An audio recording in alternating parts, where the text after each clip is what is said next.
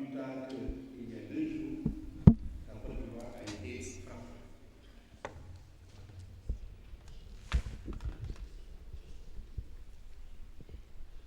Pour faire face à ce défi que nous oppose cette radicalisation de l'islam, il me semble que, étant donné tout ce qui s'est passé dans l'histoire, l'Afrique doit, avant toute chose, s'efforcer de comprendre ce qui s'est joué et ce qui se joue encore dans des pays comme l'Égypte des années 50, dans des pays comme la France, le Royaume-Uni, les États-Unis, etc., d'aujourd'hui, afin d'éviter toute précipitation, afin d'éviter de sombrer dans la facilité en se limitant à des observations superficielles qui ne peuvent conduire à des jugements hâtifs.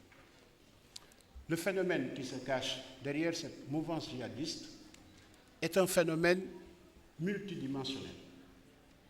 Il y a des aspects liés à la politique, parfois à la politique des villes dans un pays comme la France. Il y a des aspects liés à la politique d'immigration dans un pays comme l'Angleterre, le Royaume-Uni. Il y a des aspects qui sont liés même à la philosophie existentielle. J'y reviendrai tout à l'heure en donnant un exemple précis. Que faire alors pour savoir ce qui s'est joué dans ces pays et ce qui se joue encore dans ces pays? Je pense qu'il faut interroger les scientifiques. Ce matin, quand il m'a été demandé de prononcer un mot préliminaire, j'ai dit que lorsque un phénomène social, quel qu'il soit, devient objet de science, c'est que déjà ce phénomène social est présent dans les esprits. Et suivant sa nature, suivant ce que ce phénomène draine comme émotion, comme subjectivité, les esprits des êtres humains ont tendance à élaborer des préjugés, des jugements hâtifs, des conclusions rapides. Par exemple, bien des gens assis dans leur salon, en train de regarder la télévision, qui tombent sur un attentat, ont tendance, j'en fais partie, même si je me ressaisis très rapidement en général, ont tendance à réduire les djihadistes à des jeunes complètement fanatisés, des jeunes qui n'ont aucune perspective, des jeunes qui ne savent pas ce qu'ils font. Ce type de jugement, bien que comportant une part de vérité, ne permet pas de faire l'essentiel. Pour moi, l'essentiel réside dans l'élaboration de politiques publiques de nature à permettre de faire face à ce défi qui est devenu un défi mondial. Donc, il faut interroger la science. Il faut interroger les scientifiques. Or, il existe bel et bien des analyses à caractère scientifique qui ont été opérées dans des terreaux comme ceux que j'ai mentionnés tout à l'heure et qui fournissent des connaissances. Des connaissances qui sont de nature, en ce qui me concerne en tout cas, à me rendre plutôt optimiste en ce qui concerne un pays comme le Sénégal. Pourquoi? Parce que, et c'est ce que je vais vous proposer très rapidement, lorsqu'on met en parallèle ce qui découle d'une genèse de la mouvance djihadiste, en prenant comme repère historique l'Égypte des années 50, au moment où Nasser est arrivé au pouvoir, en prenant comme exemple la confrontation qu'il a eue avec l'association des frères musulmans, et qu'on descende en retenant que les étapes les plus importantes, comme l'étape de l'Afghanistan, comme l'étape de la Bosnie, comme l'étape du 11 septembre, jusqu'à l'appel de Al-Souri, qui demande à ce que tous les musulmans du monde entier fassent une résistance mondiale, jusqu'aux récents attentats qui sont survenus en France, lorsqu'on passe très rapidement en revue ces grandes étapes de la mouvance djihadiste, on se rend compte que ce qui découle des analyses scientifiques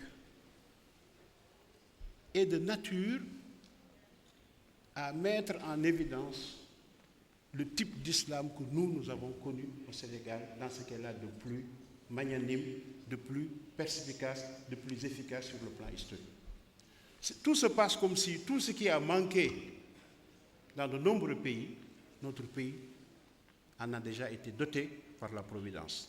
J'essaierai donc très rapidement de survoler donc cette jeunesse du djihadisme avant de vous faire un exposé plus détaillé sur la pensée de Cheikh Ahmadou Bamba dans ce qu'est là, cette pensée d'opposable à ce qui se dégage à travers l'analyse de la jeunesse du djihad.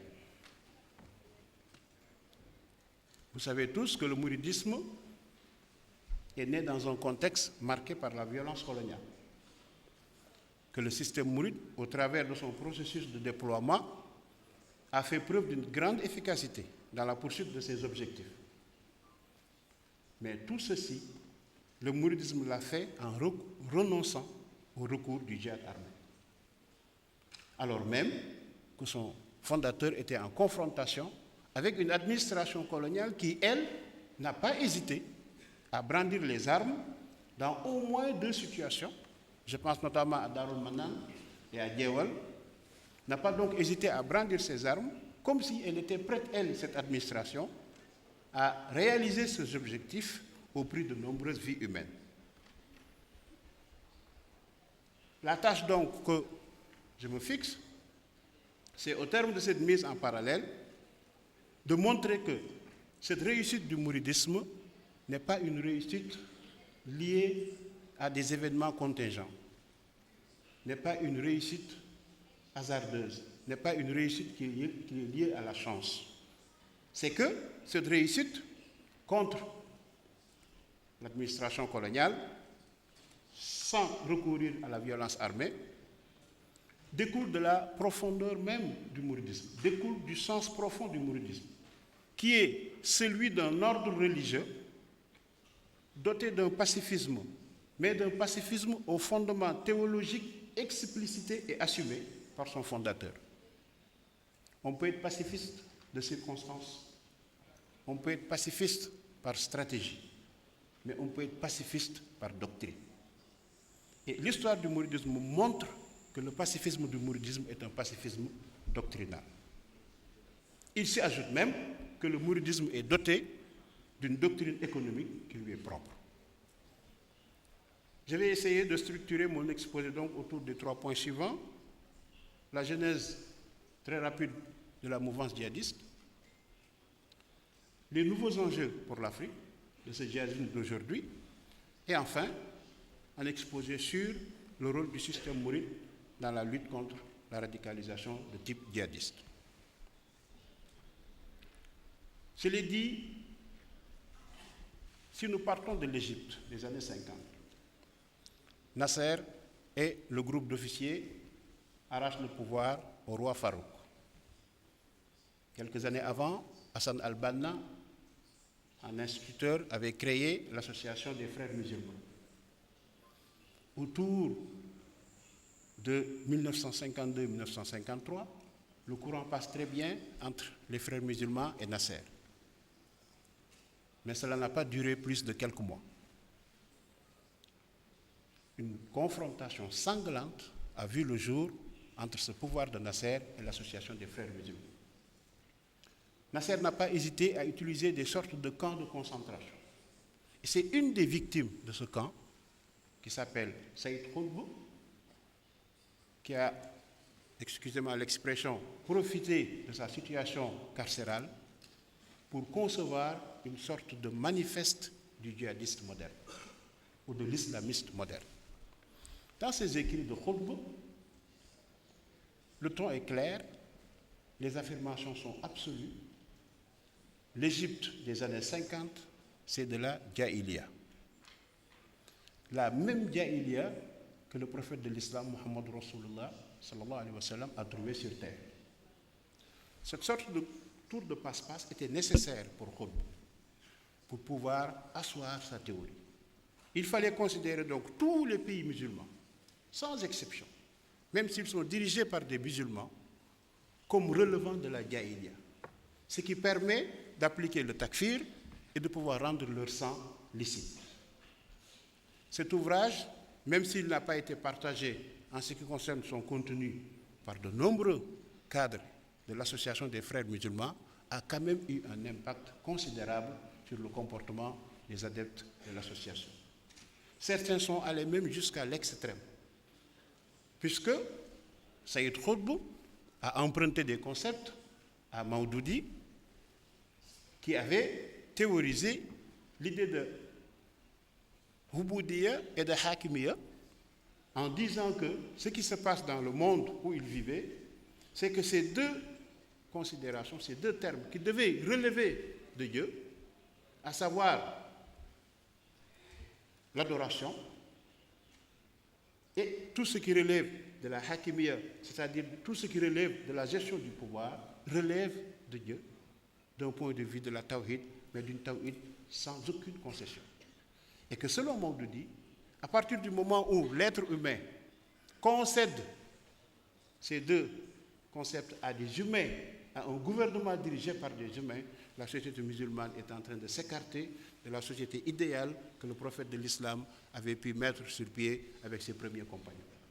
Il y a donc là une idée de théorisation qui permet, à l'aide de ces concepts, de rendre licite toute forme d'action anti-gouvernement, toute forme d'action contre les pouvoirs politiques établis dans les pays musulmans.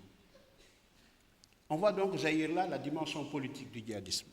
En réalité, la mouvance djihadiste que nous connaissons aujourd'hui n'est rien d'autre qu'une conception très politique de l'islam. Une conception qui va jusqu'à considérer que tout musulman, quel qu'il soit, se doit, à défaut de pouvoir combattre les régimes en place, aller jusqu'à s'écarter de la société. Ils utilisaient les notions de Uzla et de Mufassada. Il y a eu une sorte de secte en Égypte, dirigée par un certain Mustafa Choukri, qui est allé jusqu'à mettre en application, de façon littérale, cette conception de la Uzla. Ces adeptes s'étaient complètement retirés de la société et essayaient de fonder leur propre société qu'ils considèrent comme étant identique à celle que Sayyidina Mohammed avait fondée. Quand on descend dans cette genèse du djihadisme, et qu'on en arrive à l'Afghanistan, à la Bosnie, on se rend compte que cette conception politique de l'islam est toujours vivace. Elle demeure dans les considérations des plus grands intellectuels du djihadisme. Et dans cette conception du djihadisme, la dimension politique renvoie toujours à l'idée de domination. Le monde musulman serait dominé par l'Occident. L'Occident aurait des classes politiques sur place qui réfléchissent selon les modes de réflexion qu'il leur a inoculés, et que tout ceci était de nature à empêcher l'émergence d'une véritable société islamique. Mais ce qu'il faut surtout tenir, lorsque les choses sont arrivées dans des pays comme la France, c'est la dimension sociale et sociologique. Cette dimension est aujourd'hui extrêmement présente dans tout ce qui se passe en France. Il suffit simplement de s'intéresser au problème des banlieues. Que se passe-t-il actuellement en France? Nous avons comme une sorte d'ethnogénération qui est issue d'immigrés venus de pays musulmans et qui est composée de jeunes gens et de jeunes femmes, de jeunes filles qui sont nées et éduquées dans l'école de la République en France et qui, en quelques mois, sont capables, avec une fulgurance extraordinaire, de se transformer au point d'être prêts à donner leur vie. Juste deux exemples. On connaît des jeunes qui, au mois de novembre 2014, qu'est-ce que je dis, étaient de très mauvais musulmans, qui consomment l'alcool, qui fument beaucoup des joints, qui fréquentent les discothèques, et qui, au mois de novembre 2015, se sont fait sauter avec une ceinture explosive. Aujourd'hui, les chercheurs s'interrogent sur la fulgurance de cette transformation-là. Et ce qui ressort des analyses, c'est que les problèmes de banlieue liés à des politiques d'immigration qui ont échoué sont à la base de ce rapide changement. Donc la dimension sociale et la dimension sociologique est là.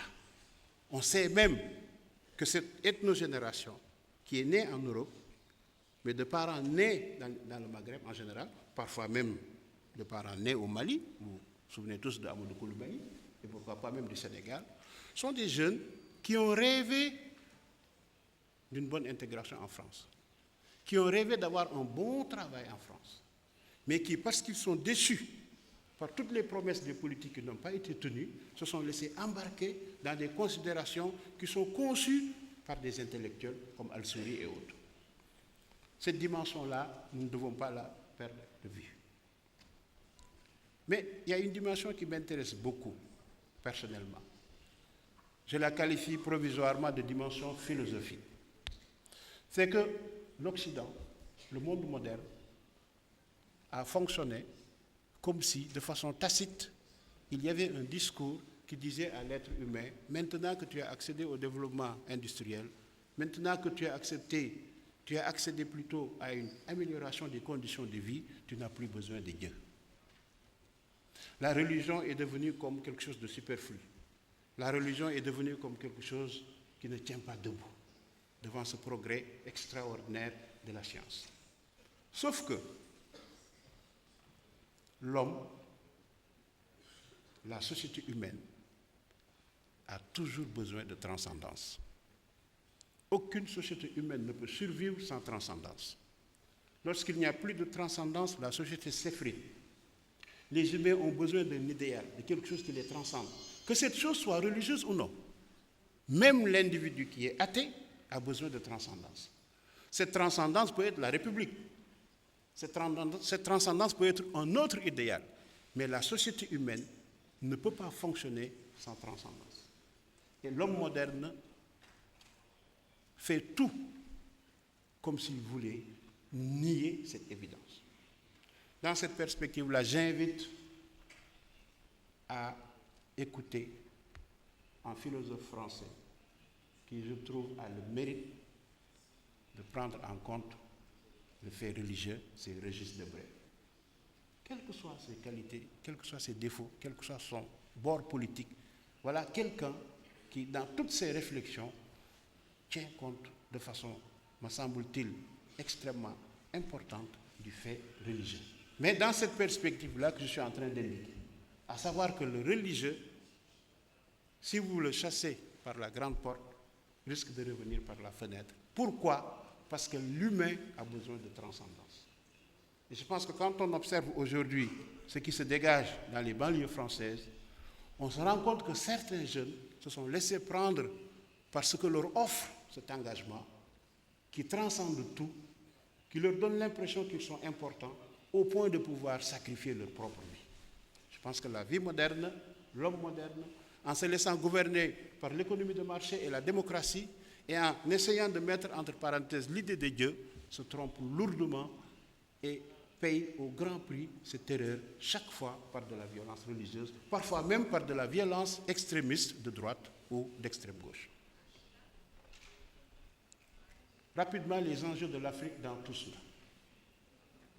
Je pense que l'Afrique risque encore une fois de devenir la périphérie d'un centre situé ailleurs. L'Afrique risque de devenir la périphérie d'un centre, le centre du djihadisme situé ailleurs. Et les conséquences seront que l'Afrique va devenir comme une sorte de réserve, comme une sorte de réservoir pour les recruteurs de djihadistes. Parce que nos gouvernements ne sont pas en mesure de mettre en place des polices fortes, parce que nos gouvernements ne sont pas en mesure de faire des ripostes solides, la mouvance djihadiste risque de faire de notre continent une sorte de tremplin. Parce qu'aujourd'hui, quand vous commettez un attentat, vous n'avez plus besoin de choisir votre lieu, votre pays. Il vous suffit de choisir vos victimes. Et pour que ces victimes touchent l'ensemble des pays du monde, il suffit d'aller dans un hôtel fréquenté par des touristes. Que cet hôtel soit derrière Louga ou derrière Mbaké, si vous arrivez à tuer dans cet hôtel, vous tuerez des Allemands, des Français, des Anglais, des Italiens. Or, rien n'est plus facile aujourd'hui, sans aucune bravoure, de commettre des attentats dans des pays africains qui ne sont pas encore à un niveau de protection policière suffisant. Donc le gros risque que nous courons actuellement, c'est de devenir le ventre mou de la planète en matière de djihadisme. Et puis nous avons une jeunesse très souvent désœuvrée. Nous n'arrivons pas à mettre en place des politiques de l'emploi capables de les occuper. Nous ne leur offrons plus un idéal. Ils deviennent des proies faciles, trop faciles pour la mouvance djihadiste. Voilà très rapidement les enjeux en termes de ce qu'on risque de perdre par rapport au développement de cette mouvance djihadiste. Maintenant, si nous mettons en parallèle le contexte historique dans lequel le mouridisme est apparu et la pensée de Serigne Touba telle qu'elle a été mise en place, on se rend compte que nous avons, nous, Sénégalais, en tout cas, une antidote. Permettez-moi de rappeler brièvement le contexte historique de naissance du système mouride. L'histoire du Sénégal est essentiellement marquée par trois acteurs. L'aristocratie traditionnelle, les Kédodons, l'islam et la France coloniale. Lorsqu'on analyse les interactions qui ont eu lieu entre ces trois acteurs, on a une vue extrêmement précise de l'histoire du Sénégal. Or, c'est dans ce contexte-là de confrontation des trois acteurs que le mouridisme est apparu. Cette histoire, donc, est marquée par des étapes que j'ai essayé d'identifier et d'énumérer très rapidement ici. C'est le phénomène de l'islamisation de cour que nous avons connu. L'islam est entré au Sénégal par la tête, par les rois. Ensuite, nous avons connu un despotisme violent et honteux de la part de la classe dirigeante aristocratique. Ce comportement déplorable des Kédos a provoqué une islamisation de masse. Beaucoup ne savent pas que le Sénégal a connu son Daesh. Nous avons connu au Sénégal une révolution musulmane qui avait renversé pratiquement tous les pouvoirs Kédos pour mettre à leur place ce qu'on appelait des bourgulites. Et ce sont les mêmes phénomènes qui conduisent aujourd'hui une certaine intelligentsia musulmane à se revendiquer du djihadisme qui avait conduit les Sénégalais à prendre les armes. On peut résumer ce malaise en deux mots. C'est ça ne peut plus continuer. Les Kédos sont en train d'étouffer ce pays. Il faut les balayer. C'est une sorte de révolte contre le comportement des Kédos qui a amené des Sénégalais à prendre les armes au nom de l'islam pour renverser les bourgs du Kédo. Et puis, il y a eu l'abolition de l'esclavage qui a eu ses conséquences en poussant un peu la France vers la conquête territoriale. À partir du moment où le commerce des humains était devenu illicite, il fallait se rabattre sur des produits licites. Il fallait donc assurer une certaine stabilité socio-historique du pays. Il fallait donc combattre les Kédos qui provoquaient beaucoup de désordre et soutenir, s'il le faut même, certains marabouts qui ne posaient pas de problème par rapport au gouvernement de la France coloniale. M. Diouf est en train de me signaler que le temps qui m'est réservé tire vers sa fin. Je vais donc très rapidement donner quelques repères qui montrent bien que notre pays a connu une islamisation qui s'est faite de manière très douce et qui a été confronté dès sa naissance avec ce que les autres pays ont vécu et qui ont conduit à l'émergence d'un djihadisme. Le basculement vers un despotisme qui a caractérisé le comportement des Bourkédos est décrit par le professeur Mbaye Gueye, en sénégalais, dans des termes extrêmement clairs. Il disait « Tout se passe comme si, incapable de remédier efficacement à ce mal qui gangrénait la société, ils, donc les Kédos, trouvaient rien d'autre que de goûter sans retenue les plaisirs de ce bas monde. » Ceci va provoquer donc l'émergence de cet islam de masse, qui a été constaté déjà vers 1820 par un certain Molien qui écrivait que le Mahométan fait chaque jour des progrès et deviendra bientôt la religion du pays du Cayor. Seule la cour reste attachée au paganisme plus favorable aux passions. Plus tard, celui qui va être l'artisan de la conquête territoriale française, que vous connaissez tous de nom, au moins, il s'agit de Faidherbe, il disait les gens du Ndiambour sont arrivés par l'islamisme à un état social avancé. Il y a chez eux beaucoup de gens sachant lire l'arabe. En ce moment-là, la France, par ses représentants, voyait qu'il y a une islamisation de masse qui va poser problème à une véritable conquête territoriale et à une assimilation des populations à la culture française. Cette fissure donc entre le peuple et l'aristocratie va provoquer une série de révolutions dirigées par des marabouts. Cheikh Ahmadou Bamba a vécu une bonne partie de la fin de cette époque-là, où les marabouts guerriers ont tous quasiment échoué face au phénomène qu'ils voulaient combattre.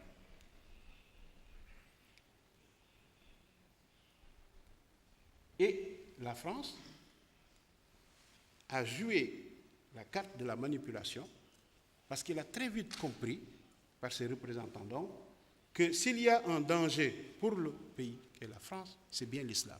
Ce n'est plus le pouvoir du Kédo. Et Faidherbe, comme ses collaborateurs, prenait même le soin d'écrire des lettres aux Damel pour attirer leur attention sur le danger que représentait l'islam. J'ai ici quelques mots qui sont très édifiants. Il dit à Damel Brima, « Le jour approche où les marabouts de ton pays, réunis avec ceux du Fouta, chercheront à te renverser. Et si personne ne s'en mêle, ils réussiront. Si tu veux bien gouverner ton pays, je me mettrai avec toi contre le Fouta et contre le Ndiambour, mais si tu gouvernes mal, je les laisserai faire. » Ce que je veux mettre en évidence ici, c'est qu'au moment où le mouridisme apparaissait, prendre les armes était totalement légitime. Prendre les armes pour combattre la France ou prendre les armes pour combattre le pouvoir du Kédo. Le cheikh ne le fera pas, pour des raisons que j'évoquerai plus tard. Il y a donc un conflit à trois. En Wolof, j'ai l'habitude d'ailleurs de dire que Mboru ñetti lamb la. France, Kédo yi, Serigne si, songono di bëri. Écoutez ce qu'un représentant de la France dit aux Serigne du Ndiambour. Il leur dit, j'ai appris que des envoyés d'El Hadj, il s'agit d'El Hadj Oumar, sont dans le Ndiambour. El Hadj Oumar avait envoyé des émissaires vers les Serigne du Ndiambour, probablement autour de Koki et de Nyomre. Si vous les recevez, c'est la guerre avec nous. Je vais écrire à Damel et je réunirai mon armée pour vous détruire. Cette lettre est datée du 1er septembre 1859. Et c'est encore le professeur Mbaye Gueye, et je vais terminer sur cette partie-là par cette belle citation qui décrit bien la situation dans laquelle va naître le mouridisme. Mbaye Gueye dit ceci: marabouts, français et Kédo se livrèrent des combats acharnés. Les musulmans s'attachaient avec une ténacité accrue à la réalisation de leur projet de société. Les Français désiraient pareillement refondre le Sénégal selon leurs propres principes. La vieille aristocratie était là, jalouse de ses privilèges et décidée à s'immoler aux besoins pour la défense de son indépendance et de son genre de vie. Voilà le tableau qui décrit la situation dans laquelle le mouridisme va naître. Une fois que la France a pris le dessus sur la bataille des armes, elle a commencé à concevoir ce que j'appelle dans mes réflexions, dans le cadre d'un face-à-face idéologique, une sorte d'islamisation officielle, une sorte de conquête par les têtes.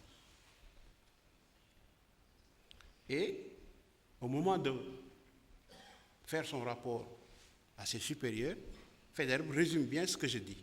Il dit, entre les musulmans et nous, la question est aujourd'hui de savoir qui de nous succédera au pouvoir du Kédo dont personne ne veut plus.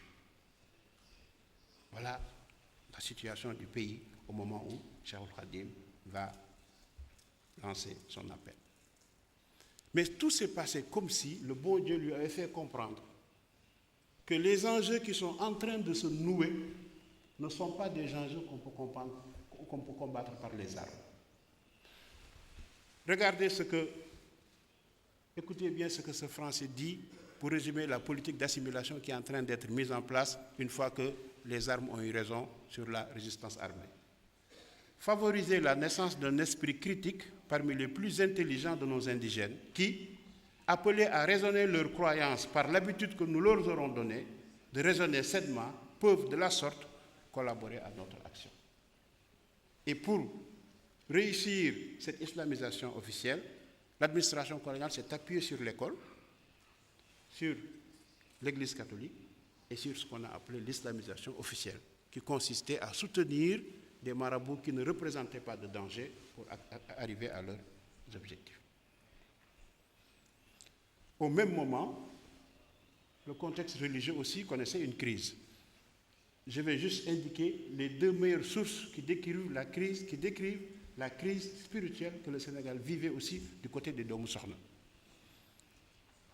C'est le Gazawu Chako de Serigne Moussa Ka qui décrit le contexte dans lequel le Cheikh va apparaître. Ngir booba doomi soxna yaa ngi kaanu di dagu seef yi wuur yi faf di nasaraanu.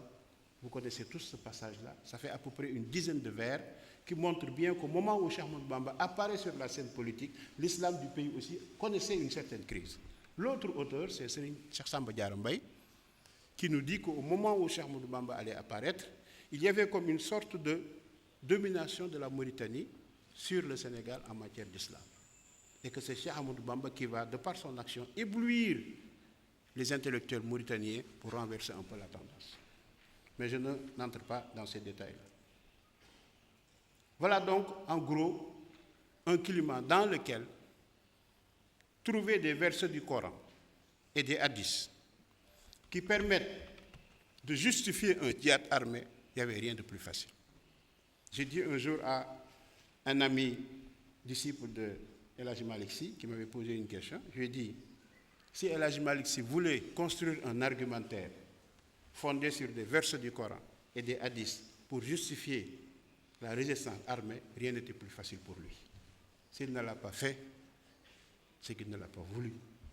Et s'il ne l'a pas voulu, c'est qu'il est contre.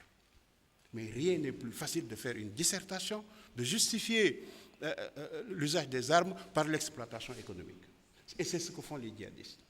À partir du moment où le régime en place est inféodé aux intérêts de l'Occident, à partir du moment où les ressources du pays sont dilapidées, je vais trouver tel hadith ou tel verset qui me donne raison d'appliquer le takfir à la classe politique et de justifier mon action violente par d'autres versets ou d'autres soins. Il n'y a rien de plus facile. Pourquoi Cheikh Ahmadou Bamba ne l'a pas fait? Eh bien, c'est parce que l'islam qu'il a prôné est un islam qui renonce de façon doctrinale au djihad. Je pèse mes mots. Je sais que beaucoup d'islamologues ne sont pas d'accord sur l'idée de renonciation définitive, mais Cheikh Ahmadou Bamba est clair dans ses écrits. Il a dit même que l'idée lui a traversé la tête pendant qu'il était à Dakar, mais que c'est le prophète de l'islam, Muhammad Rasulullah, qui lui a conseillé de ne pas le faire. Et c'est ce qui manque aujourd'hui à l'intelligentsia de l'islam qui prône le djihadisme. C'est qu'il n'arrive pas à se faire à l'idée que le djihadisme n'est pas une obligation absolue. Et qu'on peut bel et bien mettre en place un islam, mais un islam non violent, qui est fondé sur une certaine conception du suffisme. Et c'est là que l'intervention de Karine, je l'ai trouvée très pertinente, parce que cette dimension-là de l'islam, elle passe par le suffisme. Elle passe par ce que le professeur Bachir a évoqué ce matin. Serigne Touba en parle dans ses écrits. Ce qui s'est passé à Yawm Alastu bi Rabbikum. Et le Cheikh nous dit, en fait, la sagesse qui était, dont les âmes des futurs musulmans étaient porteurs, le Cheikh nous dit que cette sagesse a été perdue dès lors que les âmes ont été introduites dans la matière, dans les corps. Et le Cheikh nous dit, si l'individu arrive à procéder à un tout, un repentir sincère, cette sagesse-là revient par la grâce de Dieu. Et il dit, l'idée de repentir sincère représente ici la religion. Autrement dit, si l'homme s'accroche à la religion de la manière qu'il faut, il va entrer dans un processus qui va le conduire à purifier son âme et à faire revenir cette sagesse. Et cela, pour le faire, il faut le faire dans une conception de l'islam qui considère qu'il y a une guidance de la part de Dieu en faveur de l'humanité et que cette guidance est offerte par Dieu dans sa magnanimité et que cette guidance n'est jamais interrompue. Les prophètes d'abord ont été les messagers pour apporter cette guidance.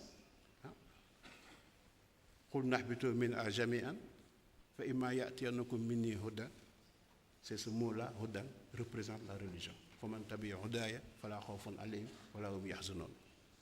Dieu nous dit donc, allez sur terre, représentez-moi sur cette terre, mais je vais vous envoyer de la guidance. Quiconque s'accroche à ces guidances pourra amorcer son retour triomphal vers moi, parce que son âme va retrouver la sagesse perdue. C'est dans cette perspective-là que Cheikh Ahmadou Bamba a inscrit son islam. Or, dans cette perspective-là, on n'a pas besoin d'utiliser les armes. Et le récit est magnifique. Et ce qui manque aujourd'hui, c'est de construire un récit qui permet aux musulmans de se retrouver dans sa religion et que ce récit-là écarte courageusement et définitivement l'usage des armes. Il faut écarter définitivement et courageusement l'usage des armes. Ce récit-là, nous le trouvons dans l'islam d'obédience soufie. Permettez-moi juste de préciser que j'évite de dire l'islam soufi, parce qu'il y a des tendances qui, évitant ce que le professeur disait, en évitant d'appliquer l'islam dans ses règles les plus strictes, se déclarent être des soufis et tombent dans une sorte de facilité. C'est pourquoi je préfère dire un islam d'obédience soufi, c'est-à-dire un islam qui est fondé sur iman, islam et ihsan. Le soufisme étant simplement le tasawwuf qui permet d'éclairer la ihsan. La iman étant éclairée par le tawhid et l'islam étant éclairé par le fiqh. Nous sommes, nous Sénégalais, héritiers d'un islam qui accorde au soufisme la place qu'il lui faut et qui fait que nous professons un islam équilibré. Et cet islam équilibré est, à mon avis, aujourd'hui, la seule antidote valable qui peut faire face à la radicalisation des jeunes musulmans. J'aurais aimé détailler la manière dont le cheikh est apparu sur la scène historique, parce que le cheikh a écrit un manifeste. J'ai commencé par vous parler du manifeste écrit par Saïd Khoudbou, qui était le manifeste du djihadisme. Il faut savoir que Cheikh Ahmadou Bamba a écrit un manifeste pour quelqu'un qui adhère au l'islam soufi, c'est le fameux Oqal Bukaw. Serigne Touba est allé plus loin. Il a utilisé une image magnifique pour décrire son djihad dans un khassid très célèbre que tous les mourides connaissent, qui commence par Ya Jumlatan. Il s'adressait aux représentants de la France en leur disant: votre propos selon lequel je suis un djihadiste est certes vrai, mais moi je suis un djihadiste par la crainte de Dieu et par le savoir. Et Cheikh Ahmadou Bamba utilise une image pour dire: oui, j'ai des canons, oui, j'ai des flèches, oui, j'ai des armes, mais moi, mes canons, c'est les versets du Coran, mes flèches, c'est les hadiths. Et il va même jusqu'à dire: j'ai même un service secret. Parce que quand on fait la guerre, on a besoin de renseignements. Et il dit: mon renseignement, mon service secret, c'est le tasawwuf. Voilà la perspective dans laquelle nous avons été inscrits. Je suis désolé d'avoir pris un peu plus de temps, mais je pense que si nous réussissons à bâtir un récit à partir de cette expérience-là et que nous l'inculquons aux enfants, nous leur aurons donné alors la meilleure des antidotes contre la radicalisation islamique. Je vous remercie de votre attention. Cette réforme de la théologie est nécessaire aujourd'hui. Elle est plus que importante parce que si nous regardons et nous observons ce qui se passe dans le monde et tout récemment les événements en Afrique noire, Burkina et puis hier Abidjan, Côte d'Ivoire et peut-être demain ça sera le Sénégal ou ailleurs, en Afrique. On ne le souhaite pas, mais il faut se mettre sur les gardes, comme on dit. Et c'est pour cela qu'aujourd'hui, pour la jeunesse, il faut qu'on parle de la théologie comme un moyen pour éradiquer ce phénomène qui nous touche dans nos foyers, dans les pays, etc., même partout en Afrique. Brièvement, je vais citer seulement les points les plus importants, et puis après, Inch'Allah, on va pencher sur les points que j'estime les plus importants vu le temps qui m'a été réservé. Alors, historicité et contexte civilisationnel du Coran. Alors, on va parler d'abord du Coran, le texte et son contexte spatio-temporel, la portée générale ou le caractère absolu du texte, l'incohérence de la méthode exégétique traditionnelle. C'est ce qu'on appelle al-ibratu bi'umum al-lafz. Donc dans le Coran, on verra tout à l'heure qu'est-ce que ça veut dire. Deuxièmement ou troisièmement, méthode proposée, la méthode que nous allons proposer, c'est soumettre le texte, le Coran ou la Sunna, les textes authentiques dans l'islam. Le texte a 3 critères.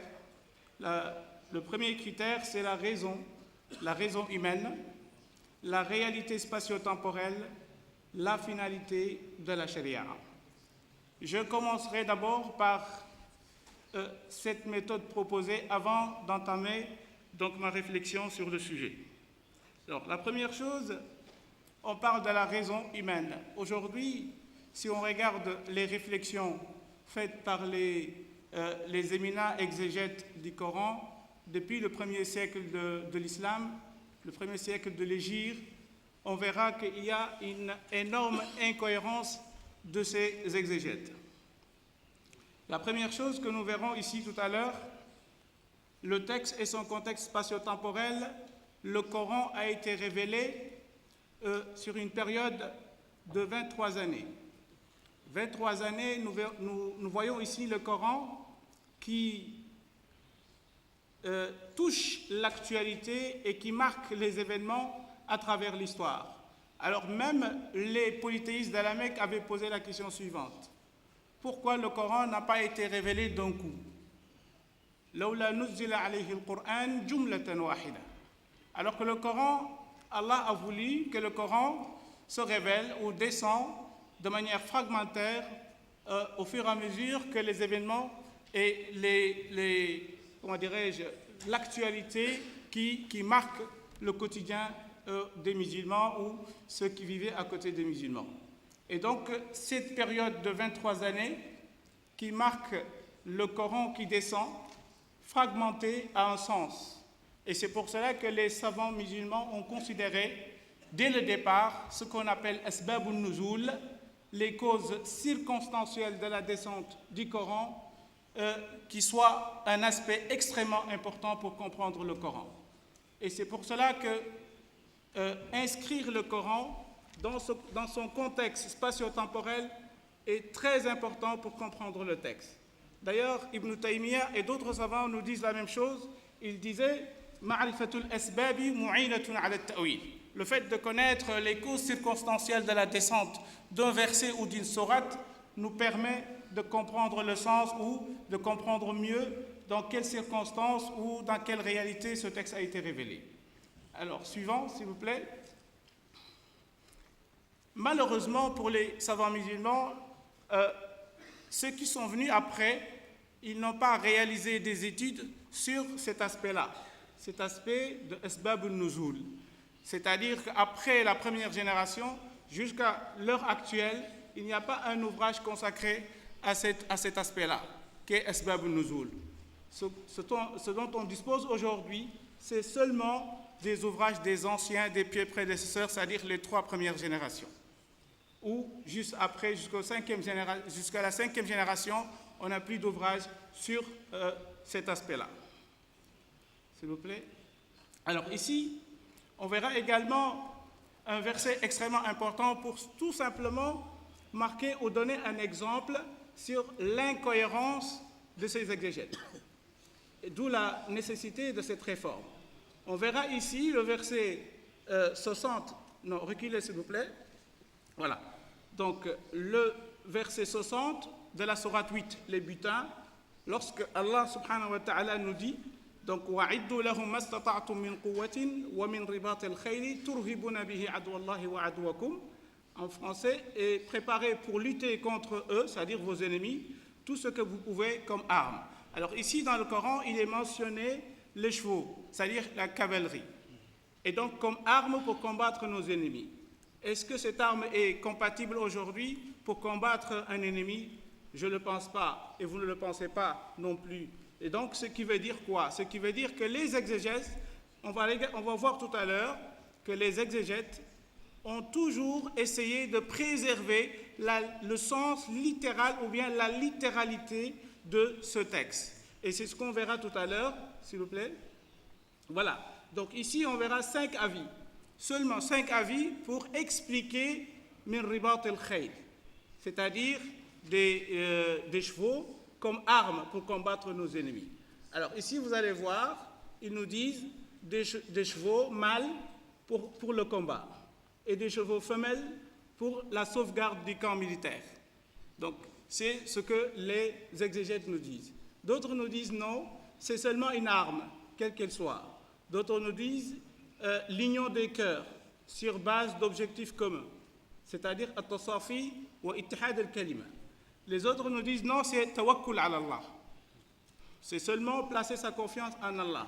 D'autres nous disent que c'est le jet, le lancer, selon les hadiths du prophète sallallahu alayhi wa sallam. Donc ici, aujourd'hui, si on regarde avec Mohamed Abdou et Mohamed Rachid Rida, dans leur tafsir Al-Manar, ils vont donner une autre interprétation qui est beaucoup plus, je vais dire, compatible avec notre compréhension aujourd'hui des armes. Donc ils vont dire, même les fusils aujourd'hui font partie des al-khayl, des chevaux, des fusils. Et certains vont dire actuellement même les armes nucléaires. C'est-à-dire que si on se réfère tout simplement et on se limite tout simplement à l'explication donnée par les exégètes du 1er ou du 2e siècle, on va rester bloqué sur le mot en tant que tel. C'est-à-dire on comprend le Coran selon le mot utilisé, alors que le mot n'est pas voulu. Ce qui est voulu, c'est le sens qui est derrière ou le message qui est envoyé. Et donc c'est pour cela que nous allons voir plus tard, avec les finalités de la charia, que le mot n'est pas voulu. Et ça sera la thèse de, Abu Hanifa al-Nu'man, qui est mort en 150 de l'Hégire, qui est considéré d'ailleurs comme l'un des premiers fondateurs d'écoles juridiques, donc connu chez les Turcs et l'Asie. Et donc, il va nous dire que le mot en tant que tel, même pour prier, vous n'avez pas besoin forcément de dire Allahu Akbar. Si vous dites Allahu Akram, c'est bon. Pourquoi? Parce qu'on n'adore pas Dieu avec des mots, mais on adore Dieu avec le sens. Vous voyez, là, on est en profonde réflexion dès le départ avec Abu Hanifa, 150 de l'Hégire. Alors, jusqu'à aujourd'hui, nous, on est loin de ses pieux prédécesseurs aujourd'hui. On est très loin. Eux, ils avaient compris le texte selon ses finalités. Et nous, on a compris le texte aujourd'hui seulement par la littéralité et le sens donné. Et c'est pour cela que la réforme de la théologie s'affirme encore plus nécessaire. Alors, la page suivante, s'il vous plaît. Alors ici, on verra 2 versets. 2 versets qui marquent l'actualité. Et que les djihadistes, ou bien la mouvance djihadiste qui prône les armes, etc., vont se baser sur ces versets-là. Le premier verset s'appelle le verset de l'épée. Alors c'est comme ça qu'il est appelé, donc qu'on appelle ce verset-là dans la théologie, le verset de l'épée. Vous imaginez, donc dans la théologie musulmane, il y a un verset qui s'appelle le verset de l'épée. Vous voyez? Et donc ça donne un sens. Ça veut dire que l'islam, dans le Coran, il y a un verset qui est tellement violent et qui tranche et qui coupe les têtes. Et c'est ça que ça veut dire. Et nous verrons ça tout à l'heure. Alors, attendez, retournez s'il vous plaît. Alors, le verset qui est en dessous, là, que vous voyez, donc, sourate 9, verset 5, c'est ce qu'on appelle le verset de l'épée. Alors, il y a un autre verset qui s'appelle également, ou qui s'intitule, le verset de la paix, dans le Coran. « Wa in janahu lis-silmi fajnah laha » Donc, s'il incline à la paix, incline toi aussi, c'est-à-dire le prophète sallallahu alayhi wa sallam, il faut chercher la paix, si l'ennemi cherche la paix également. Et donc ici, on verra que ces 2 versets-là vont jouer un rôle extrêmement important pour comprendre notre relation avec autrui, notre relation avec le non-musulman surtout. Et ce qui va donner aujourd'hui cette relation binaire, donc de la théologie, musulman et non-musulman, musulman et kafir, musulman et mouchrik. Vous comprenez? Et c'est cette façon de voir les choses qui fait en sorte que notre coexistence pacifique en tant que musulmans et non-musulmans n'est plus facile aujourd'hui. Et c'est ce qu'on verra tout à l'heure. Bismillah. Alors, le verset de l'épée, vous imaginez que ce verset-là, selon les exégètes du Coran, les mufassiroun, ceux qui interprètent le Coran, depuis Abdullah ibn Abbas. Abdullah ibn Abbas qui est le Habr al-Umma, c'est-à-dire le grand intellectuel de la Umma. Donc c'est également un des proches du prophète sallallahu alayhi wa sallam. C'est également ce qu'on appelle Habr al-Umma, le grand savant, le cerveau, si vous voulez, de l'islam. Nous dit que ce verset-là a abrogé 124, disons, versets dans le Coran. Vous imaginez que ce verset-là, seul ce verset-là, a abrogé plus de 124 versets. Et nous verrons ça tout à l'heure. Mujahid, Zayd ibn Aslam, Ata al-Khurasani, Ikrima, al-Hassan al-Basri, que vous connaissez tous, Qatada, al-Rabi' al-Juwayni, tous ces savants-là nous disent que ce verset-là a abrogé plus de 124 versets dans le Coran, y compris le verset cité tout à l'heure, La ikraha fi din, pas de contrainte en religion. Ce verset-là, pour ces savants-là, ce verset, il est abrogé, c'est-à-dire il n'a plus raison d'être, d'exister même, donc pour qu'on l'applique en tant que prescription divine. Et donc, c'est une énormité, donc, dans le Coran, de concevoir que notre relation à la base avec autrui se construit, ou bien elle est construite sur la violence et sur l'animosité. Alors, ici, il nous dit l'avis de certains exégètes sur le caractère abrogeant du verset de l'épée. Le verset de l'épée a abrogé 124 versets, c'est ce que je viens de dire tout à l'heure, et le verset de l'épée a abrogé également 114. Il y a deux versions. Donc, la deuxième se trouve dans le livre d'Abu Bakr al-Arabi, donc que vous connaissez tous, et il dit dans 48 sourates, et c'est l'avis rapporté par Ibn Arabi également, comme je viens de le dire. Sourate 9 est la dernière sourate révélée. Donc pour eux, pour les partisans de cette thèse-là, Ibn Abbas et consorts, ce verset-là est considéré comme le dernier verset révélé. C'est-à-dire que quand on dit que c'est le dernier, on sous-entend que ce verset-là abroge tous les versets qui lui ont précédé. Et c'est comme ça qu'on le comprend dans la théologie. Alors, l'antithèse de cette thèse. Alors, le verset de la paix. Certains nous disent, c'est-à-dire les partisans de la première thèse, nous disent que même le verset de l'épée, si ton ennemi veut la paix, tu ne dois pas vouloir la paix. C'est ce qu'il nous dit. Alors, ces partisans, ou bien les partisans de la deuxième partie, nous disent le verset de l'épée a abrogé le verset de la paix, a abrogé le verset de l'épée. Donc, ici, on voit l'incohérence. C'est-à-dire, certains nous disent que ce verset a abrogé tous les autres versets qui parlent de la relation entre le musulman et le non-musulman, et au contraire, ou bien le contraire, d'autres nous disent que le verset de la paix a abrogé le verset de l'épée. Et on trouve parfois les mêmes personnes. C'est-à-dire, Abdullah ibn Abbas, il aura deux avis sur la question. C'est-à-dire, il va dire quelque part que le verset de l'épée a abrogé le verset de la paix, et ailleurs, nous verrons également que le contraire a été cité ailleurs, et on l'attribue également à Abdullah ibn Mas'ud. Alors ici, vous allez voir d'autres savants, comme Omar ibn Abdel Aziz, qui est considéré comme le 5e calife. Il n'est pas le 5e, il est le 8e calife omeyyade, mais par sa justice, et parce qu'il était juste, il régnait, donc il prônait la justice, etc. C'est pour ça qu'on l'a considéré comme le 5e calife. Lui, il nous dit que ce verset-là, c'est-à-dire le verset de la paix, n'est pas abrogé par le verset de l'épée. Chaque verset précité, donc, concerne un domaine bien particulier. Ça veut dire quoi? Ça veut dire que le verset de l'épée a un domaine, de la paix aussi a un domaine, et on doit seulement l'appliquer dans ce domaine-là. Et donc, on commence à voir que certains exégètes commencent à nuancer sur la question. Parce que la question, elle est très dangereuse.